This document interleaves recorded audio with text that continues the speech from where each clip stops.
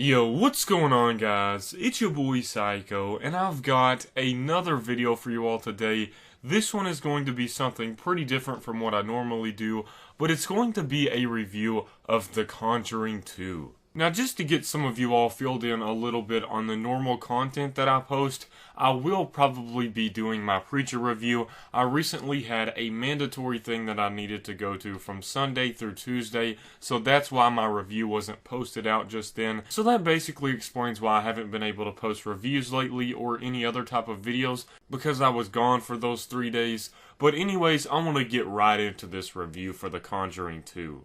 Right off the bat, just to give you all an idea of what I thought of this movie was honestly my favorite horror movie up to date of this year. It's also one of the best horror movies in the past 10 years in my opinion as well. In addition to that, I pretty much think that this movie was better than the first one, and that means a lot considering I really love the first one as well. James Wan just does a fantastic job at setting up a storyline, adding a lot of atmosphere and creepy vibes to it, and he really knows how to incite fear in people. All of those things that he sets up work together in a complementary fashion, and it just sorts out perfectly the way he handles it.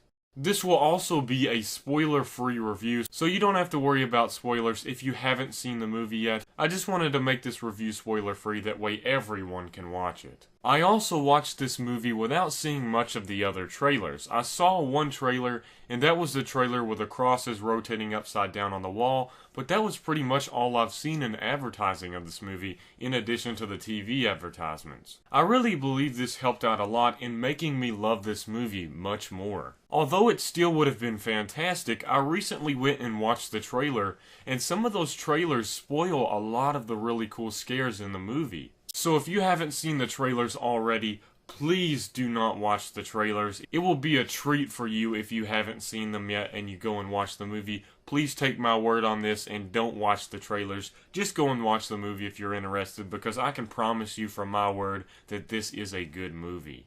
In addition to that, to address some of the worries that people have, I know a lot of people, including myself sometimes, when you have a mainstream horror movie, there's a lot of cheap scares and a lot of these other scares that make the movie more focused on these early teenagers that get scared basically for anything, but this movie just didn't feel like it was aimed at that goal. Of course there are some jump scares, and I'm a huge fan of jump scares. I love them if they're handled correctly, and there's a lot of those, but in addition to that, you also have loads of other scares, a lot of very cool creepy atmospheres, and there's just a huge variety of scares and creepiness within this movie, and I think they did an awesome job on this, because there's a lot of people that have their own opinions and ideas on what scares are the best scares, so they add in multiple varieties of scares. That way it satisfies almost every fan of each type of creepiness. That's another reason why I believe you shouldn't watch the trailer, because a lot of those very cool jump scares are in the movie, and you'll expect it coming if you've seen the trailer. Another thing that I want to compliment this movie on is its fantastic cinematography. In this movie, there are some extremely cool takes and ways they chose to transition different scenes. There were some cinematography tapes that I really haven't seen done before,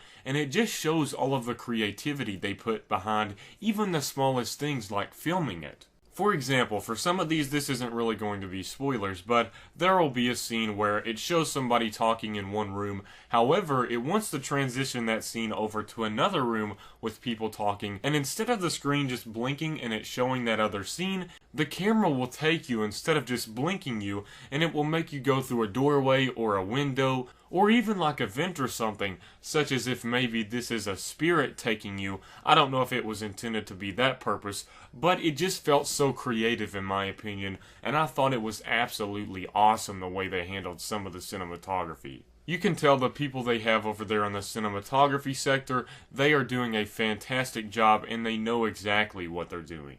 This movie was not only cool in scares and cinematography and setting up a creepy atmosphere, but also the storylines. If you watch The Conjuring 1, you're going to see a lot of cool references from the first one. And I believe, I'm not sure about this, so don't take my word, I believe that this movie is before The Conjuring 1.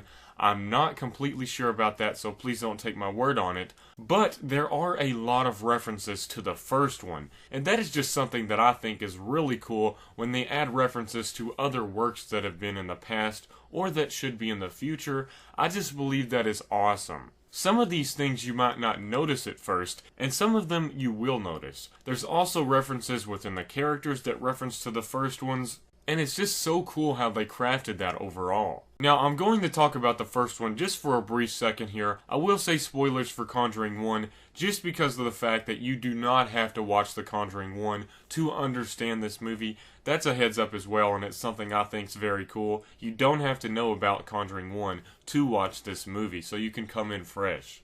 In The Conjuring One, we had the doll known as Annabelle. Although it was for a brief part of the movie, it was something that was turned into another side movie or a prequel. I have not seen the movie Annabelle, but I believe there's potential for something like that with The Conjuring 2. There was another object like that in The Conjuring 2, and it felt just the same way. It felt like its storyline was different from the main storyline of The Conjuring 2, and it also felt like there was potential for another side movie on that object. I just thought that was something cool, and the idea of a side movie adding more to this universe just seems pretty awesome as well. In addition to all of this, there's also a very, very cool twist towards the middle, almost 75% end of this movie. It's just something you don't see coming, and the fact that you didn't see it coming makes it all more the better.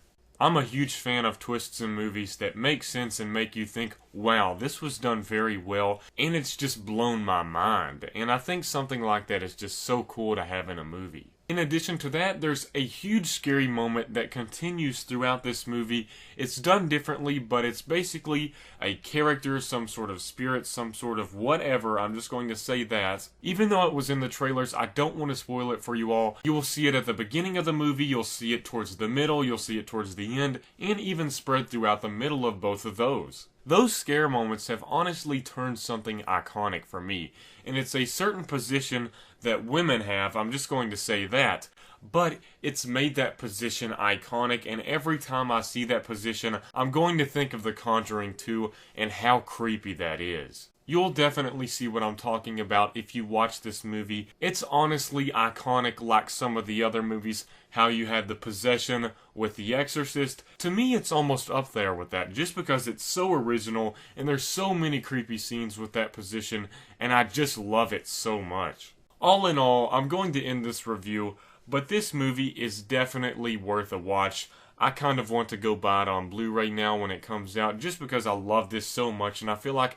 it's a must-own. I liked it so much I wanted to go watch it with my dad because my dad didn't see it and he loves scary movies as well. I wanted him to go watch it with me again, and it was a movie that I didn't mind watching twice, even if it was just the next day after. Hopefully that gives you an idea on how much I love this movie. It was definitely worth a watch, and I'm just going to say that right there. If you are going to watch it though, I recommend going to a theater with a good sound system. That definitely adds a lot more to the atmosphere and sound effects. There's some music in there that I felt was used very well, and it's like the Halo music where they're chanting, and it's not really chanting, it's just like the melodic sounds of everyone going, like in the background. And it sounds like a chorus of a bunch of people doing that at the same time, and it just adds so much more to the atmosphere. I cannot express that enough, and it's something I don't see used in horror movies a lot, so it's definitely original to this movie. Anyways, I'm going to end this review. I love this movie so much. Please go do yourself a favor and watch it. I really appreciate you all watching, and please make sure to leave a like on this video to support the channel and these videos themselves. If you want to see me review more horror movies in the future, it always helps out an absolute ton. Thanks again, guys. Peace out.